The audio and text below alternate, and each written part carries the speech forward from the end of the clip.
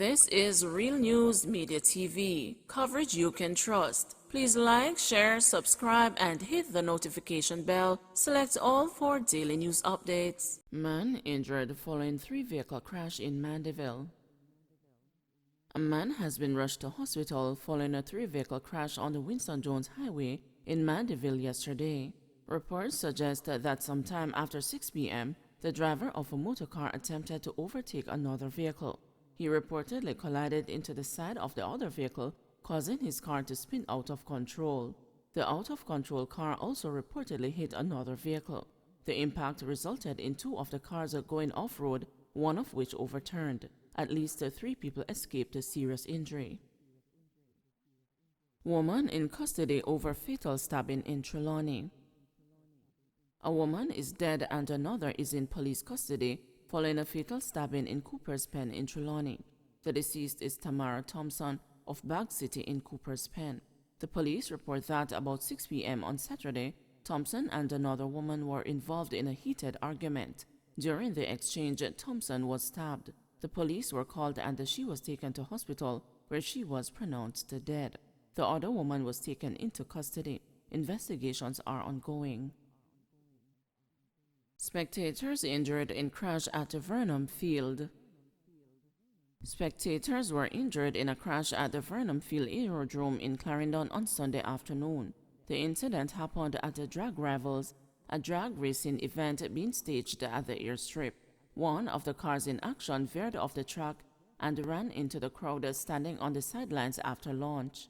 It is understood that at least 4 persons, including a female whose condition is considered to be serious, were taken to hospital for injuries. The extent of the injuries are not yet known. The car just made a sudden turn to the right into the barricade. An eyewitness told the news. A female got badly injured, not sure of her condition, as she was rushed to the hospital in an ambulance. Reward fails to loosen lips in Gabriel King murder case. Not even a $1 million reward being offered by Crime Stop and the concerned citizens has been enough to pry open the lips of those with information about the murder of 9-year-old Gabriel King. In the latest update, Superintendent of Police in charge of operations for the St. James Police Division, Aaron Samuels, said that there has been no movement on the case. I have no new information on the matter. It is still being investigated, and we still want persons with information to come forward, he said on Thursday during the monthly meeting of the St. James Municipal Corporation. He was responding to a question from Councillor Michael Troop.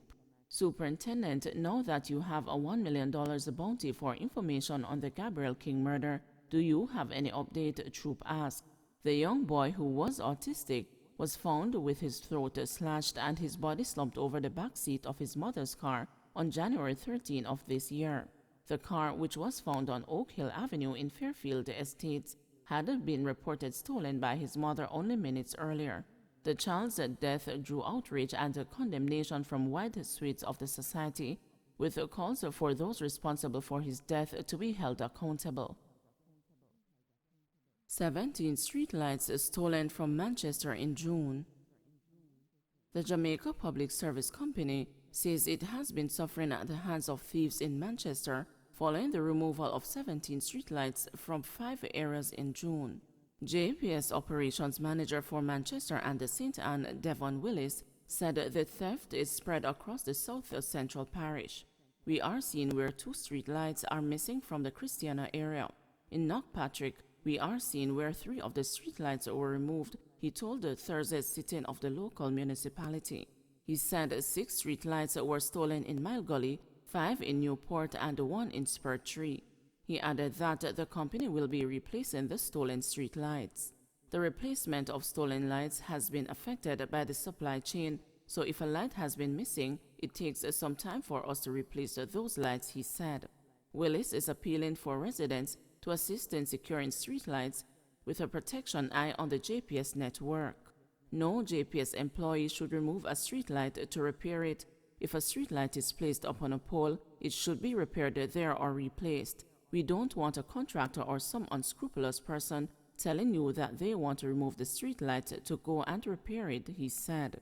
We all know that streetlights are a part of our security, he added. Councillor Jones Oliphant of the People's National Party for the Mandeville Division said the company needs to revisit the traceability of stolen streetlights.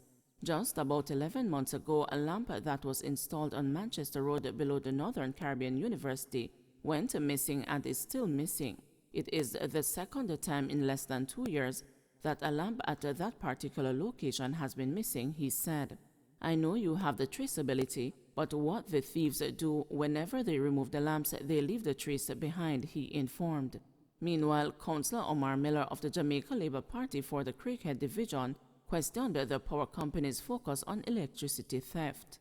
When a paying customer, for argument's sake, misses a month's pay or just doesn't pay the light bill within a week or two on time, they are easily disconnected.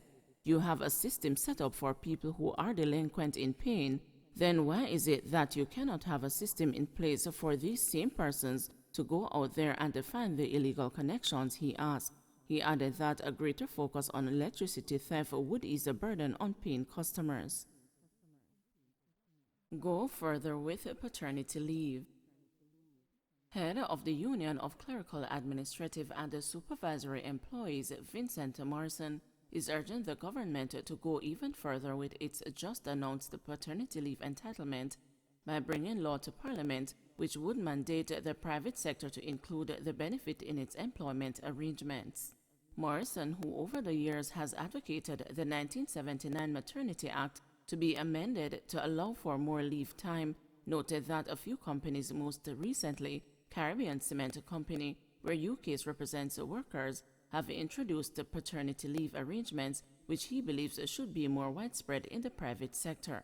The increase in the maternity leave period from 40 days paid leave to 3 calendar months, which Finance Minister Dr. Nigel Clark announced last week, only relates to the public sector, as will the paternity leave benefits, which he indicated are being finalized to be added to the staff orders of 2004.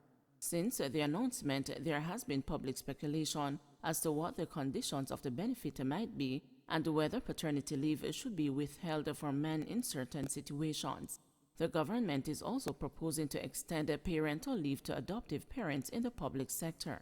Morrison said a minimum of 5 to 10 days would be reasonable to start with for a new benefit such as this, and believes it would be a bad idea to bar fathers in non-traditional arrangements from the benefit, pointing to the 1976 Status of Children Act, which legally dismissed the concept of bastardy in Jamaica. I don't agree with excluding men who father children with multiple women. You can't have legislation which speaks to bastardy being done away with, and then you have paternity law which speaks to something else. It should be in line, he contended. At the same time, he said the government also needs to urgently address sick leave arrangements to codify the length of time off employees are entitled to outside of the standard 2 weeks, which are now provided for in law.